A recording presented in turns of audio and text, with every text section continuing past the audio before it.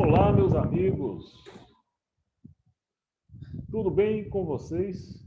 Vamos aqui começar mais uma aula de Direito Material do Trabalho. Estamos chegando aí na reta final. Como é que estamos? Estão fazendo questões, fazendo provas?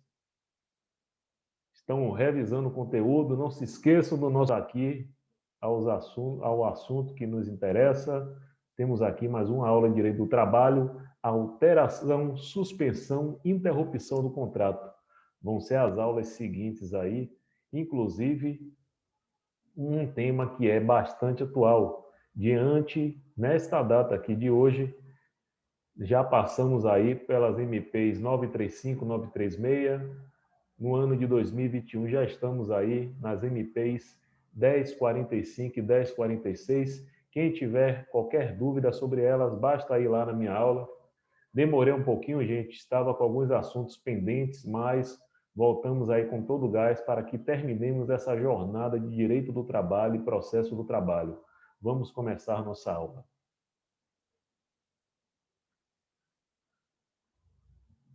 A alteração do contrato de trabalho está lá no 468 da CLT e é importante dizer que qualquer tipo de alteração no contrato de trabalho tem que ter anuência do trabalhador. O trabalhador tem que concordar. Os requisitos, né? Consentimento do empregado e não pode acarretar prejuízo. Aí está o artigo da CLT. Vamos seguir. Tem dois institutos, o do jus variandi e do jus existentiae, que é o direito. O jus variandi consiste no direito do empregador de variar a prestação de serviço, ou seja, o poder de realizar modificações no contrato. As alterações podem ser realizadas livremente, onde a lei não impuser proibição. Então, isso se discute muito. Qual o limite do empregador gerar novas atividades? Existe esse limite? Não existe esse limite? Isso daí é uma linha tênue. O empregador pode sim variar as atividades desde que seja dentro do contexto. Então, não posso lhe contratar para ser um professor e, de repente, lhe colocar como motorista particular. Entende? Eu não posso lhe contratar como um médico, então, sei lá, o cargo mais simples, como uma secretária, e lhe colocar, por exemplo, como uma assistente particular da minha casa.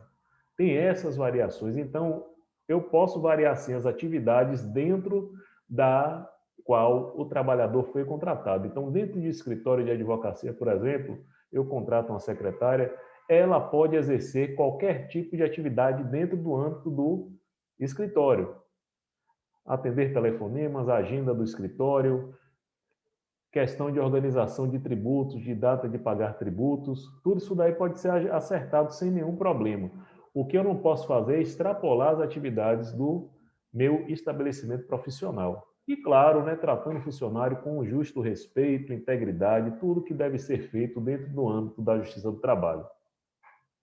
E aí, caso o empregado se sinta prejudicado, ache que aquela atividade ali está além da que ele foi contratado, ele pode sim ter o direito de resistência. E aí há o ius resistência, que é o direito de resistência do empregado. Consiste no direito que este possui de não acatar operação que seja ilícita. Importante dizer, ilícito. Coisas lícitas não. Se ele acatar fazer, se ele não acatar fazer uma atividade que seja da sua rotina, aí sim cabe medida disciplinar, advertências, enfim, né? Ele tem que fazer as atividades dentro daquele que ele foi contratado, dentro do seu contrato e dentro do âmbito profissional. O artigo 468, parágrafo único da CLT, informa que não se considera alteração unilateral a determinação para que o respectivo empregado reverta ao cargo efetivo anteriormente ocupado, deixando o direito de exercer função de confiança. Então, observe, esse artigo 468 aí da CLT ele foi inclusive trazido, né, pela Lei 13.467 de 2017, conhecida também como Reforma Trabalhista. E a reforma trabalhista, que ele ganhava naquela função caso ele passe de algum período. Pela antiga lei eram 10 anos, agora não tem mais esse limite, ele volta a receber o que ele recebia anteriormente pela função normal. E aí, é claro, é uma espécie de alteração lícita, ou seja, não gera nenhum direito de resistência e tampouco nenhum prejuízo ao trabalhador. Importante dizer. Isso daí já foi prejudicado nessa súmula que eu acabei de falar para vocês, 10 ou mais anos, que ele continuaria a receber o que ele recebia na função de confiança, não recebe mais. Já no quesito da transferência de empregados, a transferência do local de trabalho é vedado sem a concordância do empregado.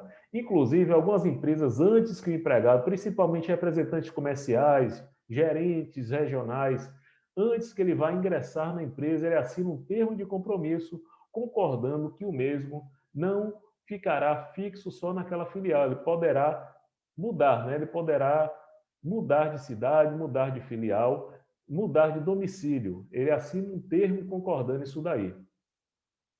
Essa daí é o rol, né? Empregados de cargo de confiança, cujos contratos tenham cláusula implícita, conforme eu falei com vocês. E aí a atividade também decorrente que a atividade decorra da própria natureza. Por exemplo, um caixeiro viajante, né? A antiga figura do caixeiro viajante, um representante comercial nacional. Então, ele já sabe que ele sempre vai mudar de domicílio. Para todas essas possibilidades de transferência sem anuência direta do empregado, há uma anuência prévia em alguns casos, deve haver real necessidade. Então, se não tiver serviço naquela cidade, mesmo eu sendo representante comercial, não houver uma justificativa para que eu vá para aquela cidade, é justificado, sim, o direito de resistência. Para todos deve haver a real necessidade do serviço, mesmo havendo essa assinatura prévia da transferência. Outra coisa também que justifica a ocorrência da transferência é a extinção do estabelecimento. Por exemplo, eu fui contratado para a cidade A e surge a possibilidade de eu ir para a cidade B. Eu posso concordar sim morar naquela cidade. Existe a necessidade de eu ir lá para a cidade de Assis. Vamos dizer assim, eu necessito me mudar para Assis. Um abraço ao pessoal de Assis. Tenho bastante seguidores aí de Assis. Bem, se existe essa necessidade aí de ir para a cidade de Assis, eu posso sim, dentro da lei, receber um adicional da transferência provisória, devendo a empresa, nesse caso, pagar um adicional nunca inferior a 25%. E lembrando que esse adicional de transferência ele é provisório, ele não é permanente. Logo, ele não se incorpora ao salário.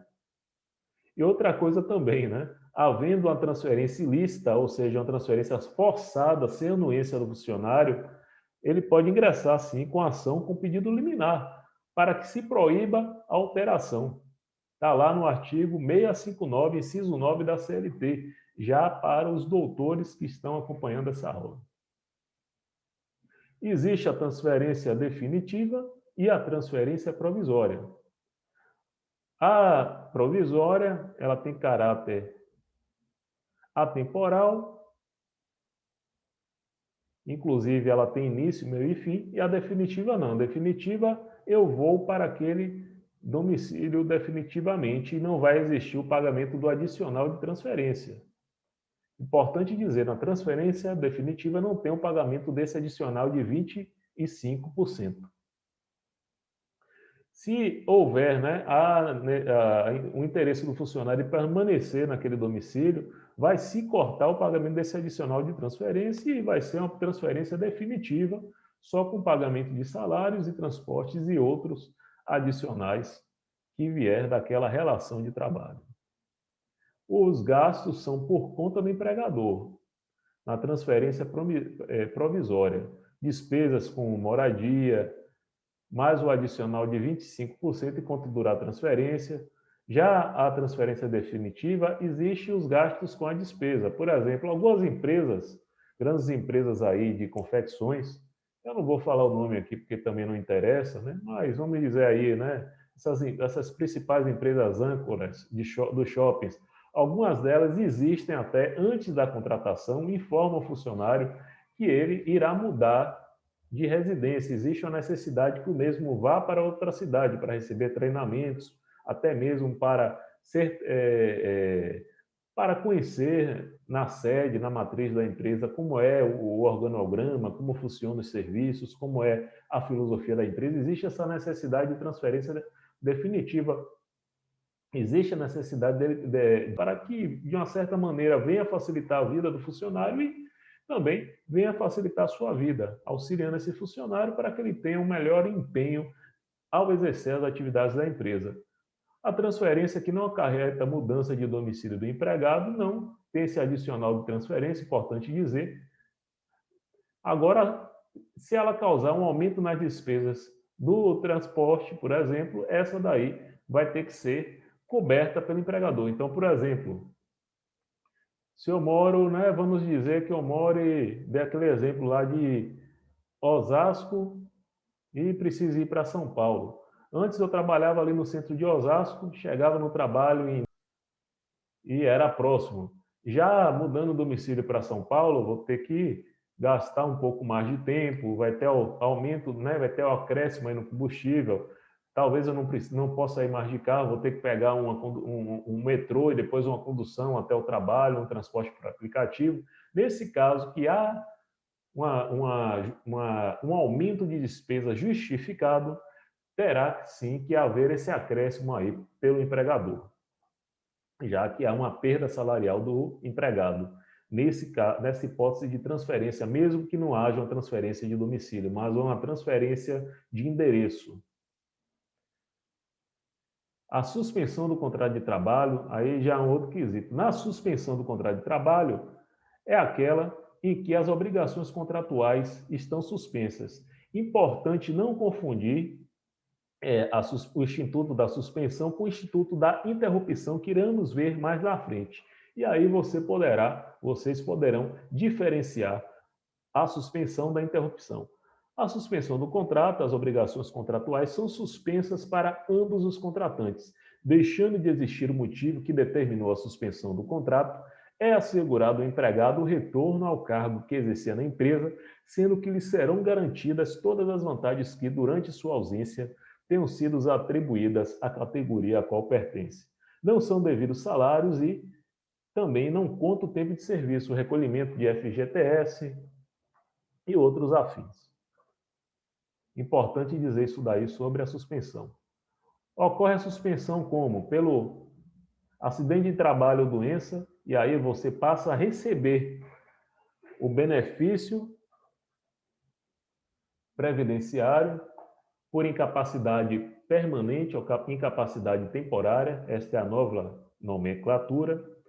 O período de suspensão também, que não poderá ser superior a 30 dias, sob pena de ficar reconhecida a dispensa sem justa causa. A aposentadoria por invalidez também, a suspensão do contrato de trabalho, e temos um vídeo interessante aí falando sobre a suspensão do contrato de trabalho por aposentadoria por invalidez, o que a pessoa pode receber com isso, o que não pode receber, quais vantagens, qual o tempo que fica.